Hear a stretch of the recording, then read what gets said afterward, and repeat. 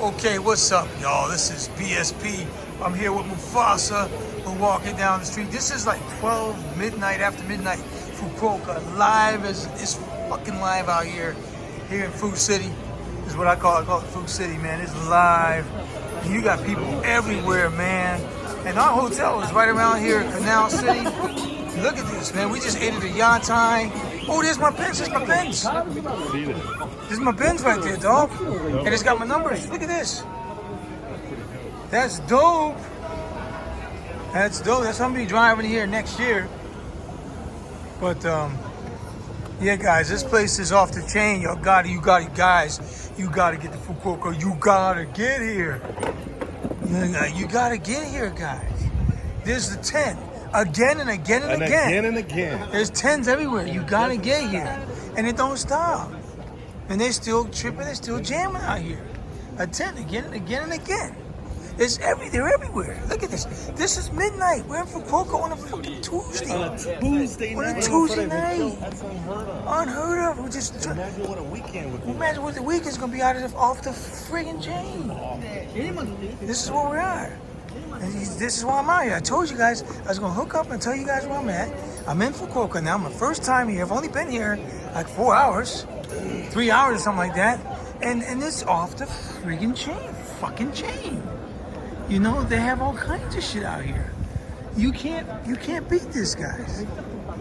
We're walking in the area where the nightlife is just unending. Always, it's just unending. It's just crazy what's going on here. You know, you see, and it's just like, it's magic. You see the ladies out handing out stuff. It's just crazy what's going on here, guys. It's crazy. You know, you guys want massages and whatnot, and you want to get a happy ending on a massage, you can do that.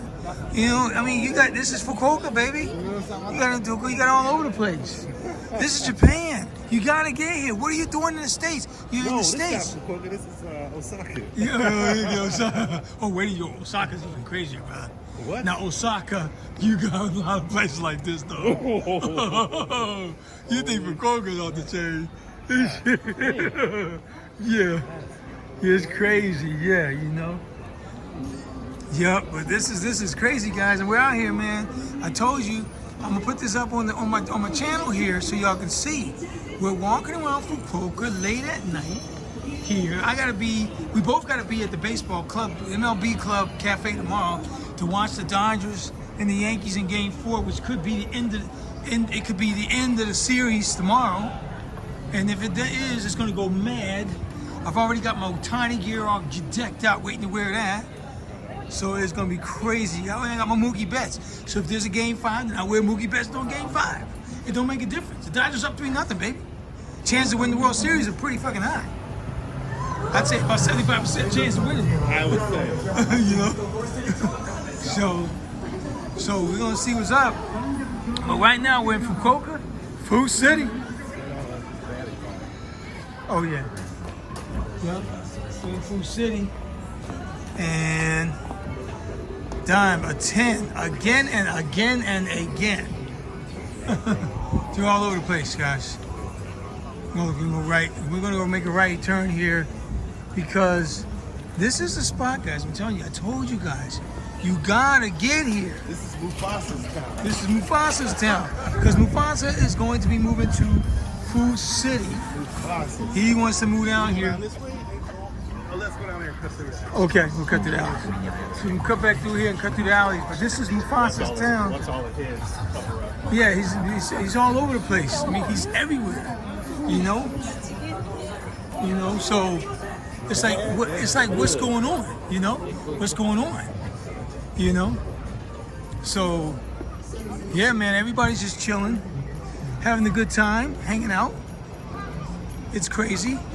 It's midnight. It's crazy. It's Fukuoka. What you gonna do? I'm back in Kyushu, baby. Last time I was here was up in Nagasaki, and that was interesting trip. I only spent one night in Nagasaki, but now here I am in Fukuoka for 5 nights. See, so you can get a massage for 5,000 yen. They give you a really good massage. You want the happy ending, it's going to cost you more than that. So, Yeah, but it's worth it. It's a stress reliever. For people who want to get who want to get the happy ending. It's a stress. It's a stress reliever. Yes. It will make you feel like you're drunk the whole time. Oh really? Yeah. Oh, you said you feel like you're drunk the whole time. It will. Well, afterwards. Oh, right. Oh, afterwards. So good, you feel like you're in a drunken. What?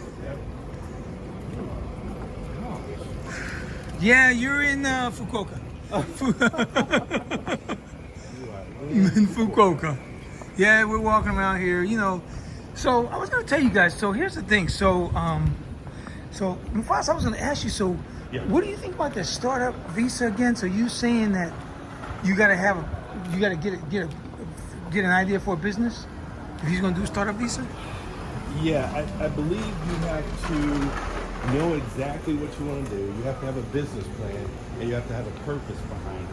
Because they won't just take any business plan. They want to make sure that it's going to fit a need in the your niche in the market. Mm-hmm. So once you do that, they'll know. Then they'll know that hey, this would be legit.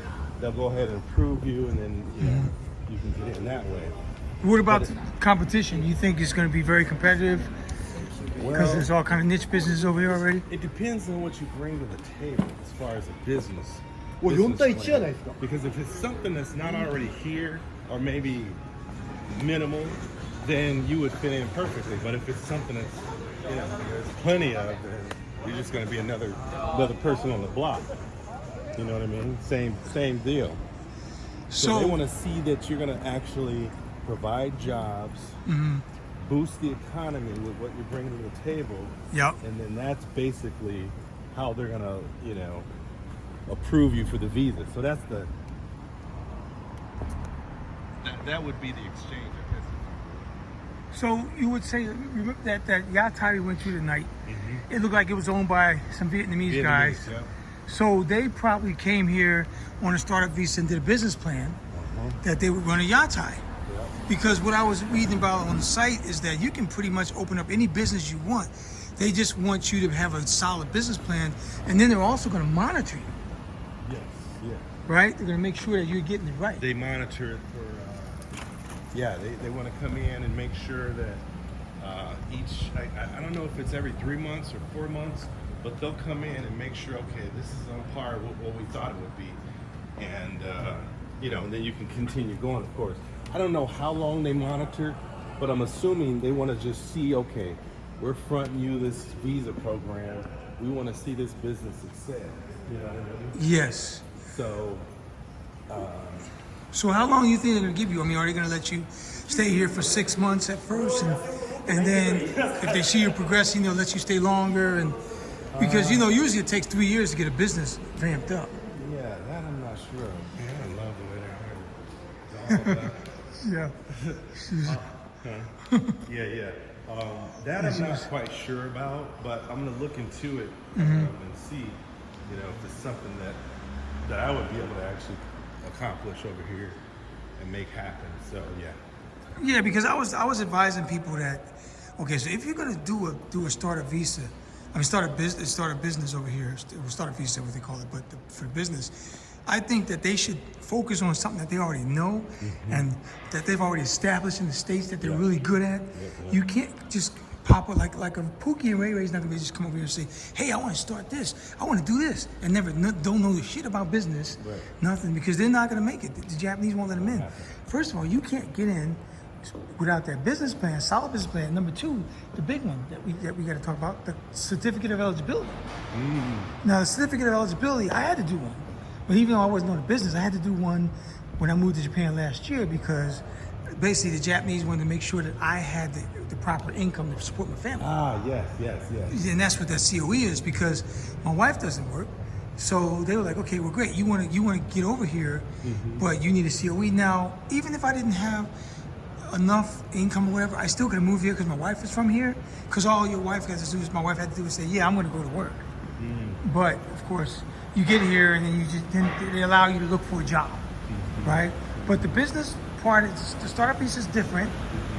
You have to have those funds because businesses you need some fallback. Yes. right? Because you're trying to start a business, but you still have to be able to live here, Right. right? So I think that's what that's all about. Yeah, I agree. What's the percentage of businesses that fail in the first 1 year or 3 years? It's a lot. It's pretty high. Usually in the first year to 2 years, you're probably looking at about 40% of businesses fail. Wow. Wow. Pretty That's close to pretty. half. That's a lot, brother. It is a lot. That's a lot of people going back to the States Yes. or to wherever they came from. You Yeah. know. What? Here's another thing you can do though. What I was going to bring up is you come over here on a startup visa, right? And I read this too. But if your business is not going the way you want, then you can just switch it over to a working visa. But you have to be able to have an employer sponsor you. Yes. Get So- a sponsor.